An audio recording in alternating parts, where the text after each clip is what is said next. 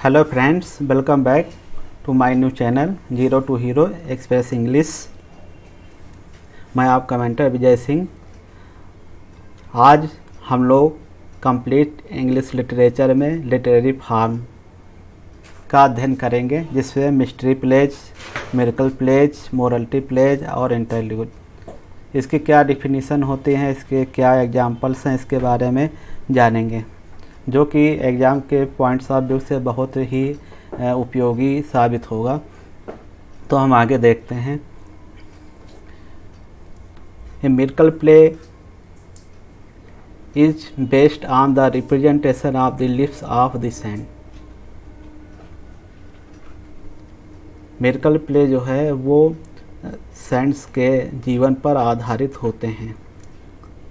यहाँ पे फ्रांस और इंग्लैंड में दो अलग अलग इसके डेफिनेशन देखने को मिलते हैं, जिसमें फ्रांस में इसको सिर्फ the representation of the lips of saints कहा गया है, जबकि इंग्लैंड में इसको जो है all play having their origin either in Bible और the lips of the saints दोनों माना गया है।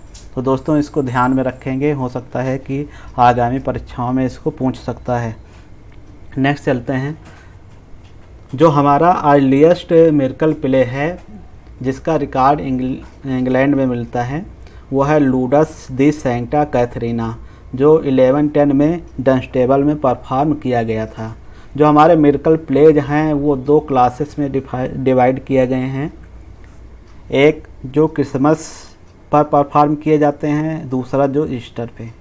क्रिसमस पे वह हमारे जो प्लेज है परफॉर्म किए जाते हैं जो जीसस क्राइस्ट के बर्थ से संबंधित हैं, और जो ईस्टर पे हैं वो प्ले जो जीसस क्राइस्ट के डेथ से और उनके त्रिम्फ से कनेक्टेड हैं, वो परफॉर्म किए जाते हैं। नेक्स्ट हम लोग देखते हैं मिस्ट्री प्ले। मिस्ट्री प्ले क्या है कि mystery play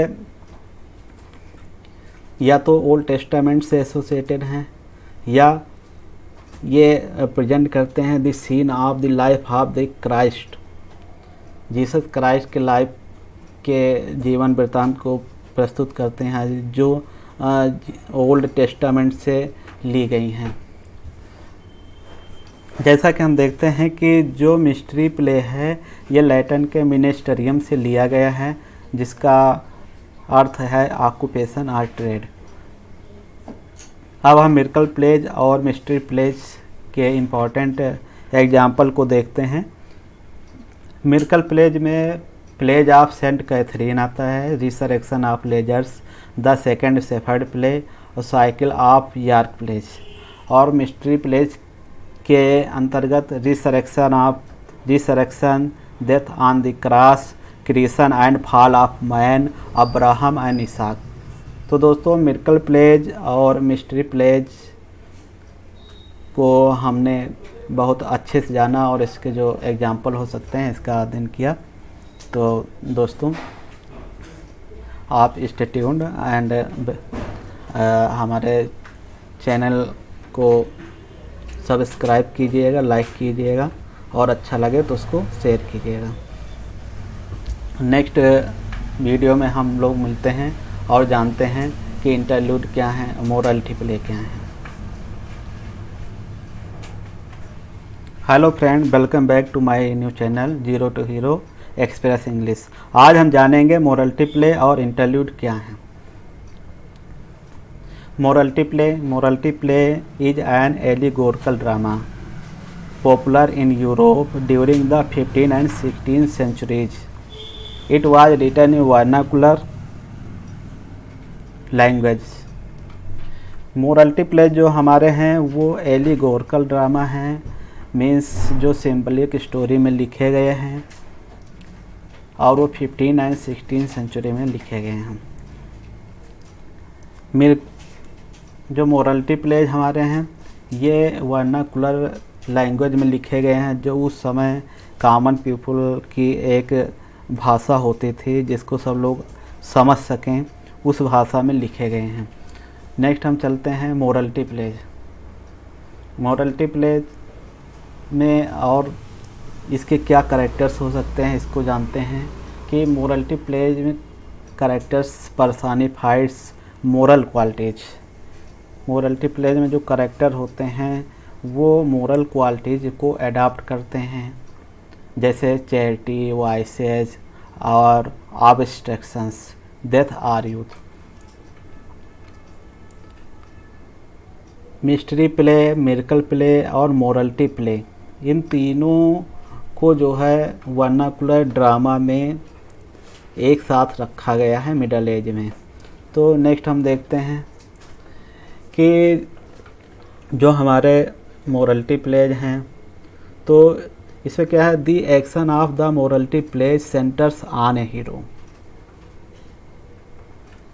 such as mankind all human thoughts about as one large group whose inherent weakness are assaulted by such personified diabolic forces, moral bad and evils are the seven deadly sins, but who may choose redemption, the act of saving from the power of evil, and enlist the aid of such figures as the four daughters of God, mercy, justice, temperance and truth। जो हमारे morality play हैं, इनके centre में hero को रखा गया है। जो हीरो को जो हैं एविल डीड्स, जिसको हम सेवन डेडली सिंस कहते हैं, वो इनके जो वीकनेस होती हैं उनके द्वारा इनको एक तरह से जो है असल्ट किया जाता है, परेशान किया जाता है। और लास्ट में जो हीरो है वो फोर डॉटर्स जो गॉड की हैं, mercy, justice, temperance and truth, इनके द्वारा जो है इन पर विजय पाता है। अब सबसे इम्पोर्टेंट क्वेश्चन ये पूछा जा सकता है कि जो हमारे मोरलिटी प्ले हैं ये कितने समय को हो सकते हैं। तो most can be perform in under 90 minute, ये 19 मिनट के अंदर परफॉर्म किए जाते हैं। क्रिश्चियन जो हैं वो हमारे जो मिडल एज के हैं वो इसको दी वार बिटवीन गॉड एंड इविल, क्योंकि इसमें गॉड और इविल, अच्छाई और बुराई के बीच जो है झगड़े को और उस पर विजय को दिखाया गया है। तो क्रिश्चियन जो है वो हमारे इसको दी वार बिटवीन गॉड एंड इविल मानते हैं। नेक्स्ट हम आते हैं कि जो मोरलिटी प्ले हैं उसमें एक प्रोटैगोनिस्ट होता है who represent other humanity as a whole या एन इंटायर सोशल क्लास, और जो एंटागोनिस्ट होता है वो जो हमारे एविल डीड्स हैं उनको अपनाता है और वो उनको शो करता है। इसके हम कुछ एग्जांपल देखते हैं। द कैस्टल ऑफ परसेवरेंस जो 1425 में लिखा गया है, माइंड विल एंड अंडरस्टैंडिंग 1460 में लिखा गया है, मैनकाइंड 1475 में लिखा गया है। ये तीनों जो हैं ये एक माइक्रो मैन्युस्क्रिप्ट में जो हैं एक ग्रुप में दिखाए गए हैं, कंसीडर्ड किए गए हैं। तो इसलिए तीनों को हमने एक जगह ही लिया है कि the castle of Perseverance, mind will and understanding, Mankind. Next हम कुछ और एग्जांपल इसके देखते हैं। एवरी मैन 1500 में लिखा गया, the world and the child, Hickscorner, Skelton magnificence 1516, Rastell, four elements, Henry Medwall natures जो 1530 में लिखा गया है, और सर डेविड लिंडसे का satire of the three state जो 1540 में लिखा गया है और एक पॉलिटिकल मोरलिटी प्ले है। जो हमारा अर्लीस्ट रिकॉर्ड है मोरलिटी प्ले में, यह द प्राइड ऑफ लाइफ जो लेट 14th सेंचुरी में इंग्लिश लैंग्वेज में लिखा गया है। नेक्स्ट हम आते हैं कि इंटरल्यूड। इंटरल्यूड क्या है? A period of time between two events or activities, a musical composition inserted between the parts of a longer composition, a drama और a religious service, a short simple play और dramatic entertainment. Interlude एक छोटे play हैं जो कि एक entertainment के लिए लिखे जाते हैं। ये दो बड़े प्ले के बीच में जो है एक एक्टिविटीज उसके गैप को भरने के लिए प्रयोग किए जाते हैं। Sometimes consider to be the transition between medieval morality play and to the dramas, interludes were perform at court और एट ग्रेट हाउसेज। ये कोर्ट में और जो बड़े बड़े हाउस हैं उसमें भी परफॉर्म किए जाते हैं बाय प्रोफेशनल मिनिस्ट्रियल और amateurs at interval between some other entertainment such as banquet और प्रीसीडिंग और फॉलोइंग प्ले और बिटवीन थिंग।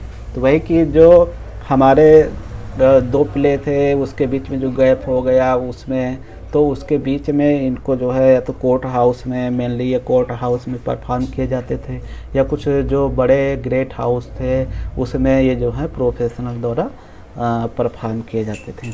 नेक्स्ट हम आते हैं कि इसके क्या एग्जाम्पल हैं। John Heywood the 4 PP.